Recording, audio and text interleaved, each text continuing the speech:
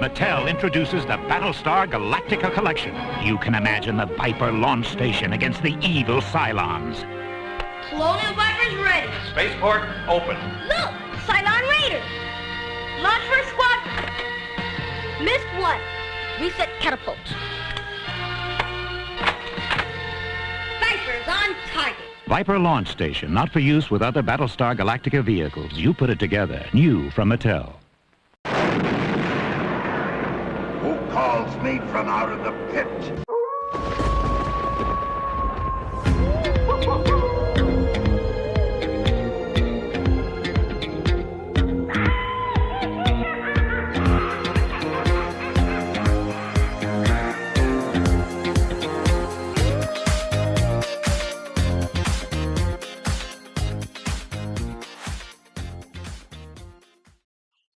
I'm Paul. I'm Mark. And this is the Return to the Sun of the show.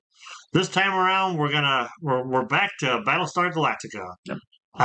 And this week we're gonna cover The Living Legend, parts 1 and 2. But before we get into that, if you like our lunacy and you like this channel and all the other stuff we do on it, do us all a big favor. Go down below. Hit that like button, hit that subscribe button, hit that all button so you get all of our great videos and it lets YouTube know we exist. And I usually put a comment at the top of the comment section. Feel free to answer that or put in your 2 cents like our buddy Glenn does. He comments as he watches in real time. Yep. Any of that or all that. But most importantly, enjoy the show. Mark? Yes, so The Living Legend. Here is a little bit of summary here for you. Apollo and Star encounter the legendary military leader Cain, who commands the Battlestar Pegasus, a ship all had assumed destroyed. When Adama questions Cain's suicidal plan for the 2 Battlestars to launch an attack against the Cylon base on Gamma Ray, not Gamera, but Gamma Ray. Gamma Ray. Yes. His own leadership comes into question. Sheba, Cain's daughter and love interest for Apollo, boy, that came out of nowhere. That came out of nowhere. That didn't happen yet. And Bojay are introduced. This is one of the ones that was planned to be made. Yes. That they spread out throughout the series. Mm-hmm. And as a result, it has a much higher production value than Space Cowboy episode. Correct. Or The Young Lords. The Young Lords, yeah. Which is still a fun episode. It's a good episode. Yeah. So who's in this?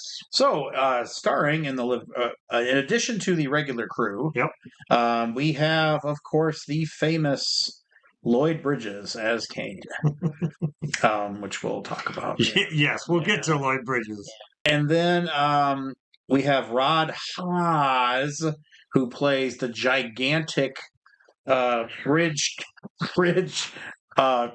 personnel on the Pegasus. I like Tolan, but he's massive. I like that you brought him in. He's not even like a character, but he's so damn. But you know why? Because he stands out.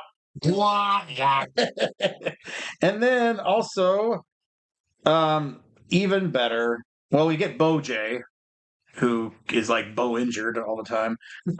Jack Stoffer, who is been in 1 million character actor roles. 70s character actor. In The Bionic Woman. Yep. Oh, yeah, because he played the doctor. Oh, okay. That's why he looks so familiar. Bionic Woman. You don't know what we're talking about, go back and watch some of our Bionic Woman episodes. Yes.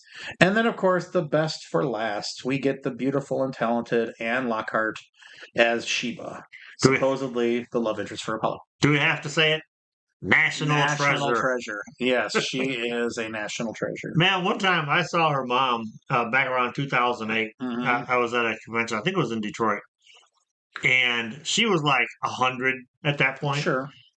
And she's sitting at her booth, and I look over, and like she's sitting here, but like her leg is like straight up. She's over here doing yoga. I'm like, I mean, I was like in, late 30s at the time, and I'm just like, ow. Yeah. I couldn't even do that. Well, you have to, they didn't have much exercise room on the Jupiter, too. So this is true. she had to learn yoga. She had to learn some yoga. Anyway, I digress. That's my June Lockhart Yes. story. Yeah, so the living legend. I mean, this one, this is odd. So this lives in my memory as one of my favorite Mm-hmm. of all the Battlestar Galactica episodes. But shock of all shocks, I barely remembered half of the stuff that happens in this. Yeah, like you remember the Pegasus. Yeah, that's and it. you remember the crazy commander. Yes. And you And remember Anne Lockhart. Yeah, and yes, I was saying, and your 10-year-old 11 on the cusp of goes, Little who's that? things in your brain Who's go. that? Yeah, but I unbelievably, and I remember, I mean, spoilers for 40 years ago, but I mean, I do remember him running the gauntlet between the two base stars to go after Baltar, but that's about it. I basically remember the beginning Mm-hmm. and the end. Yeah. So the entire so for me, the most fascinating part of this episode was the Cylon City, Yeah. which I have no memory of whatsoever. Yep. And the fact that, I mean, God, it fleshed out without really much dialogue. Fleshed out the entire Cylon race. Yeah. I don't remember the fact that the Imperious leader was visiting this outpost. Mm-hmm. That in addition to the Imperious leader and then the whatever type of is Lucifer ever get a designation? Not that I can remember. Not as a name. Yeah, so he's a Cylon. There's the Cylon, Centurions. They have a name, Mm-hmm. and then there's all these weird robot-faced other Cylons apparently. So Cylon civilians, I guess. I would imagine my brain says they're like the worker. Yeah, worker droids. Yeah. I did find, speaking of the Cylon race, one of our regulars Mm-hmm. had commented that in one of our previous, I think it was in the last one we did, that apparently at one time the Cylons were supposed to be lizard people. Yes, that is true. And I did not know that. Yeah, I only know that because I think Richard Hatch, when he was working on his own sequel to Battlestar Galactica, explored the early Cylon race. So a little, but if they're originally lizard people that then get put into robot bodies, a little too dialect. But yeah, well, there was that. They were stealing from everything. Yeah. One other aspect, I guess, that somebody had commented on was in the in the episode we did where the female pilots all had to pitch in. Yeah. Apparently, in the novelization of the episode, they go in depth a little more into the Cylon, and apparently, when Cylons would get promoted, they would get brain tissue. Wow. They would get more brain tissue to kind of, I guess, probably free up their thinking, their thinking for strategy and stuff. That's cool. So they go from being drone to which is probably why you got a guy like Lucifer. Right. Maybe Lucifer's model was the evolution of the superior Cylon. Right. Because Speculation. even the ones the ones in the Cylon Raiders are less, they're way more drone-like than when they're just marching around with a gun. Mm-hmm. And so getting shot. Yeah. But no, I just thought it was fascinating for me because I don't, and of course my memory is now colored by the reimagined, the Ronald Moore BSG. Mm-hmm. And so it was just interesting to go, wow, they were an actual race who evolved and had their own empire and cities, and I mean that's cool. It's too bad. Now I really damn, why couldn't they kept that going? Yeah. Well, one of the things I really enjoyed about it is, and you might have had some ideas on it to go along with it, but this is one of the best episodes. Oh yeah. And the craziest part about it being one of the best episodes is, to my knowledge, it doesn't blatantly rip anything off. No. I mean, sure, you can look at plot points like having to run a gauntlet and the lost ship and all that. You can pull that from anywhere. But as far as I know, this isn't it wasn't like Guns of the Neverland. No, not at all.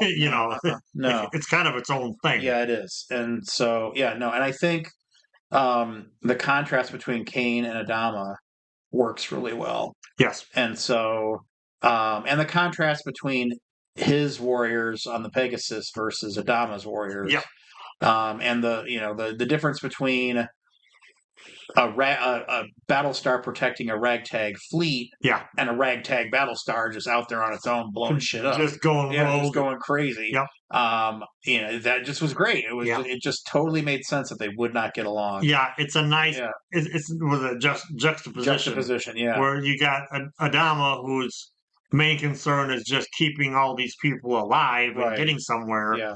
And Crazy Cain is like just out. He's like he's like dude from Apocalypse Now. Yes, just, he is. Totally just crazy. Yeah. That would have been, of course, that'd have been hilarious. Like Apocalypse Galactica. That's right. Right. Or Dr. Cain, or How I Learned to Love the Cylon. Yeah. So Right. Yeah. How I Learned to Love the Cylon. Yes. So, I just love the fact that and you get the whole he's a living legend. Apollo and everybody looks up to him as kind of almost like a father figure. So then you get the Adama as dad and legend versus his dad and legend, and the two mom and dad aren't getting along. Well, both of them were dads. Yes. To one particular character, one of them was daddy. Well, yes, so another yes. So a interesting yet creepy part of the episode was Glenn A. Larson did write this one. So and again pushing he's got there's definite strong parallels to the Mormon faith. Yes. And so when you discover that Cassiopeia, who's Starbuck's love interest, one of his many, one of the many, and Cassiopeia, who we know was a former socialiter, she apparently had a very long-term relationship with Cain. Now we looked up the actor and actress's ages, and so at the time of filming, Cain would have been 67. We found out, and Lorette Spang, who played Cassiopeia, was a mere 27. Yes, so a 40-year age gap. So it was very, to our modern eyes, a little creepy. But then to make it worse, to even make it creepier, they defend it. They even bring it up. They bring up the age difference. And I think it's Apollo says, well, in the scrolls of Kobol, many an elder took a much younger wife. And I was like, he said that with everything he had. Yeah, like so passionate, yes. And I wonder if, Hatch read that line, he's like, did George Lucas write this? Yeah. Well, and I was waiting for him to go, and not only were they young, but he had many of them. Many wives. And so it's okay, Starbuck. You can have Cassiopeia as a wife. You can take my sister as a wife. It'll be great. They'll be sister wives. We'll be brother-in-laws. It'll be great. It's just the whole big love kind of thing is pretty weird. It's just odd. But Tony Randall dated somebody 50 years younger than him and had a kid, and when he was 70 something. So plenty. Peter Sellers, his last wife was really young. Yeah. George Clooney's wife is way young. Alec Baldwin's wife is super young. So it's a thing. Harrison Ford. Perfect. He's like 97 years old. His wife's like 50. Yeah. Yes, Callisto Flockhart. And so so that was an anachronism that was just weird to see. Because even at first we're like, really, him? And so at first I excuse it as, well, Cain paid for it. Cain went to the socialite, and she's like, oh yes, Daddy, I love you, you're great. Now where's my 400 centons? Well, what he went wrong was, he fell in love with her. He should have just paid his 400 credits. Right. Yeah, the credits. Been on with his life. Yeah. No. Never fall in love, kids. No. And she's just like, thinking the stripper likes you. So there's also a love, there's a love story. So there's apparently, according to the summary here, so apparently Sheba is being set up as Apollo's new love, but it's not clear because Sheba's definitely a strong woman. She is her father's daughter, so she's a fantastic pilot. She's strong. She flirts with Starbuck for a while. She doesn't like accept Apollo. She's definitely no Jane Seymour. She doesn't like fall for him like Right. that. Well, and then that's the thing. Like I said, my kid brain thought the two were the same Yeah, person. yeah. It wasn't until because we watched this when we were like 11, 10, 11, 12 years old, and it wasn't until like the mid '90s when sci-fi came along. Yeah. And would rerun of these, and I'm like, wait a second, okay, one died, and now he's got another one. And then there's almost the same amount of time, if not more, passed between then and now. Correct. And my brain still had the two of them as the same character. Mm-hmm. Yeah, but unfortunately, again, it's the 70s, so even though Sheba is the strong, independent woman, better pilot than Apollo and Starbuck, of course, at one point in the episode, her ship gets shot up and she's crying for Apollo to save her. So I was disappointed at that. I'm like, yeah, come on, 1970s. Well, just let her, don't make her the damsel in distress. Despite the many, many women on Battlestar Galactica, I do think Sheba stands out for me. She's always been my favorite. Yeah. And so, so she's, I'm glad, but I forgot, again, kid brain. Mm-hmm. I always thought she was on the Galactica. Nope. She's from the Pegasus, and she's Cain's daughter. So just so much is forgotten. Well, we were confused at first because we were both thinking that the whole group out there flying around, we're like the same squadron, and then we're like, oh, why are they shooting at each other? What's going on? Are they doing like mock dog fights and stuff? Yeah. Nope. Wrong. Something else that happened in these episodes too that we noticed was. Early on, in the episode where the girls all became pilots, they made a comment about how women are basically shuttle pilots. Mm-hmm. But we've never seen female shuttle pilots. Yeah. Well, in this one, they're actually you didn't see them, but you heard them. They were So somebody went, wait a minute, didn't we say that they were? Yep. they were. Okay, so we got. They went back and ADR somebody's voice in there. Yes. I mean, clearly, this, like you said, this was a movie version. The special effects were much better. Yeah, they reused some stuff. Mm-hmm. Yeah, it sucks that the Cylon base stars side guns are the same as the Battlestar. Like I said, they get them from the same. They get them from the same parts distributor. It would have been cool to have a little Cylon head or something. Little. Yeah. But it's still. But I just thought the plot was really interesting. I thought the fact that here's Cain constantly dogging this city it's a fuel dump, so it's a fuel like reloading fuel zone, and so he just keeps attacking and taking their weapons and their fuel and just keeps fighting them. And whereas it is interesting, he does betray Adama at the beginning. He does blow up. All Adama wants is a couple of fuel ships to steal from the Cylons to refuel which again, a good plot point. Yeah. Because I didn't remember that either. The fact that in the beginning of this episode, the entire fleet is at a standstill because they're out of fuel. Yeah. One of the things that I really liked about this, too, is like they need fuel. Yeah. This convoy these ships don't just fly on like space energy. Yes, exactly. They actually, which is kind of like a holdover from the World War II stuff that they like to interject into this series to kind of ground it in reality a little bit. Well, that and the fact that while they do have like basic, they have laser cannons, which if you watch, they are battleship looking. So the Battlestar's battleship, it's the same thing. Mm-hmm. And the fact that they launch basic ballistic missiles, and so that's what they use to blow up the base stars. Yeah. Is ballistic missiles, which of course Ronald Moore used that to great use in his version. Very, very down to earth. They didn't even have lasers; they just had bullets. And so, I like that idea. I like now of course the cheesy footage of the rockets launching. If you went to public school, you've seen the footage, correct, of the missiles launching. Yes, I chalk it up to verisimilitude, but we all know it's cheapness. Yeah. The same thing with in the landing bay, all the lights make the bionic eye sound. Yeah. And so, that's okay. They're just, got to recycle. I think reuse, renew. I think the walls that were lit up, when they were doing the commando mission stuff, I think those were holdovers from Buck Rogers. Yeah. Because I seem to recall seeing those in a lot of episodes of Buck Rogers. Yeah. But Other than that, the quality was a lot more new footage of ships flying and the Vipers flying around.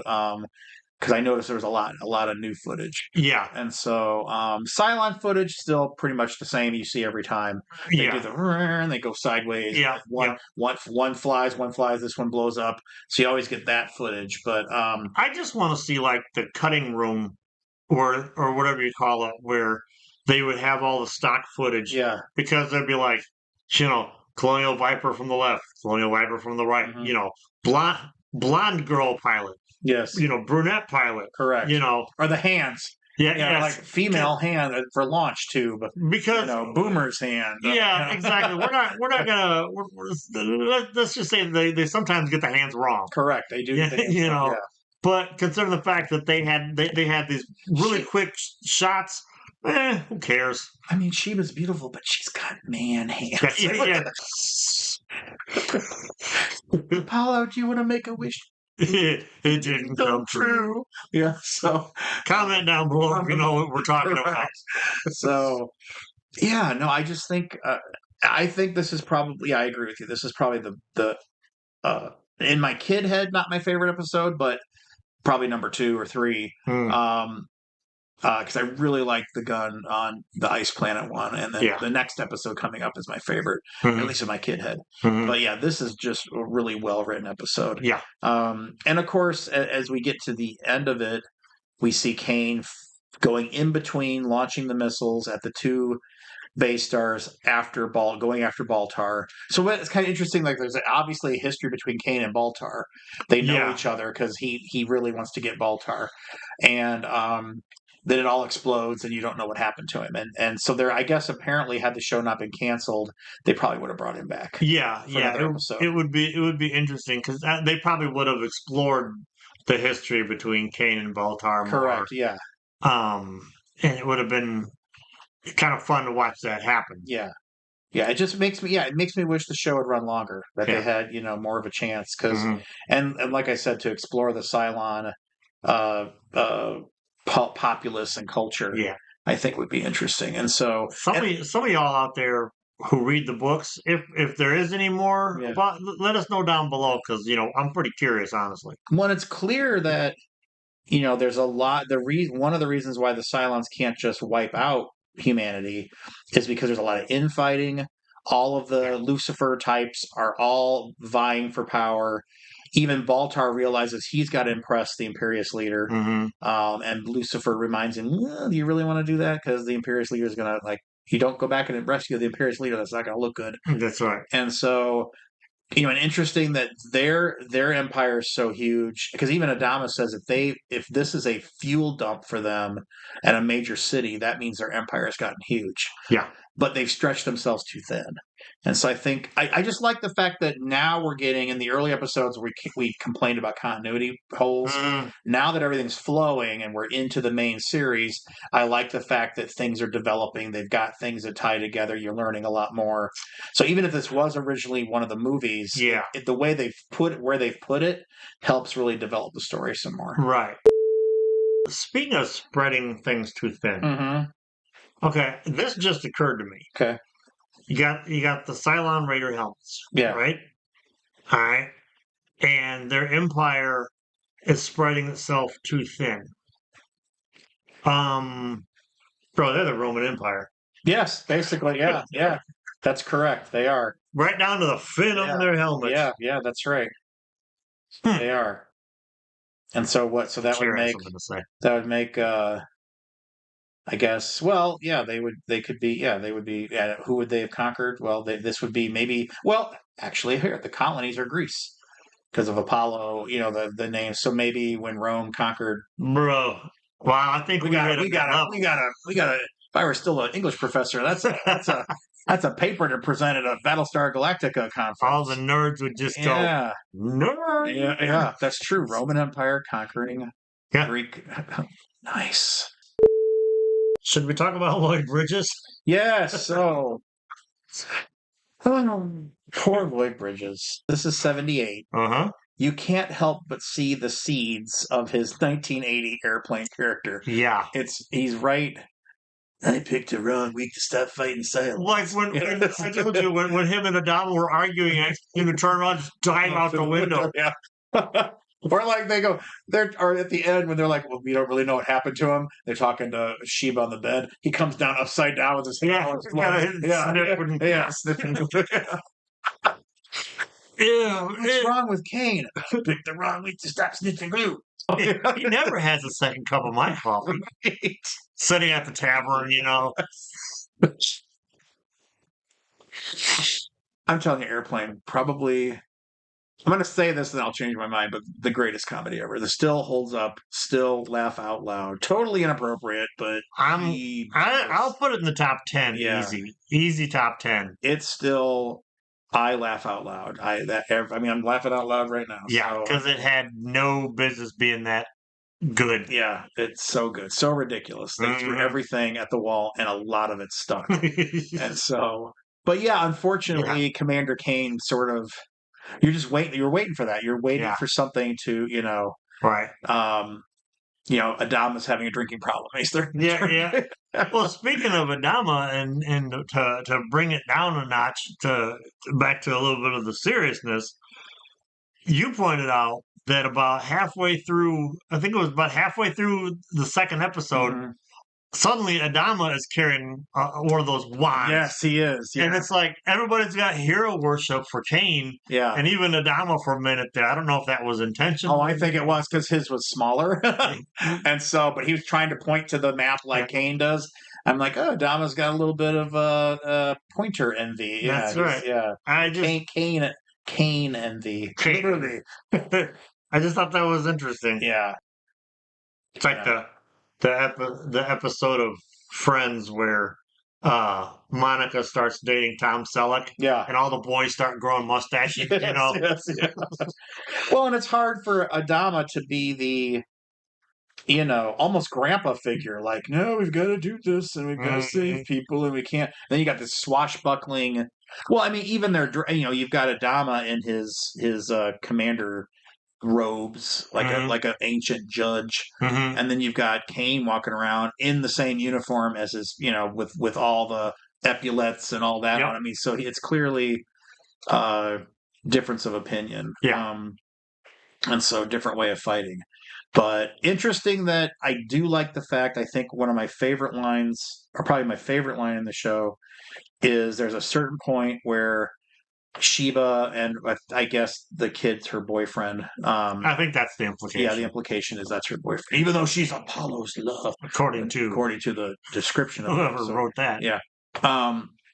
They decide to stay. So there's a certain point, Adama orders the Pegasus to distribute its extra fuel to the rest of the fleet so everyone can get moving. And, of course, Pegasus doesn't like this. Cain doesn't like it. But his people, his officers all stand up and try to stop Apollo. Yeah. And then he gets angry, and he's like, they're like, well, you were insulted. You were just, no, I stated my opinion. My commanding officer shot me down. But what you guys are doing is mutiny. Yeah. And so I like the fact that at the end, he's still a good soldier, even though he totally thinks Adama is totally wrong. And yes, he lies. He lies to everybody and decides to sacrifice himself in the end. But, for a moment, I'm still a soldier. And so I'm not going to, I like what he says, I'm not going to be remembered. Yes, I do care about my legend, but I'm not going to be the guy who, for glory, sacrificed 200 ships of civilians. Yeah. So I really that for me made his character. That brought him down to earth a bit. Yeah. And so just a really well written episode. Great characters. I mean, Sheba's great. I mean, they're very well rounded characters in this episode. Yeah, she goes through it all. Yeah. It's like this two-parter was a delivery mechanism for Sheba. Yeah. Yep.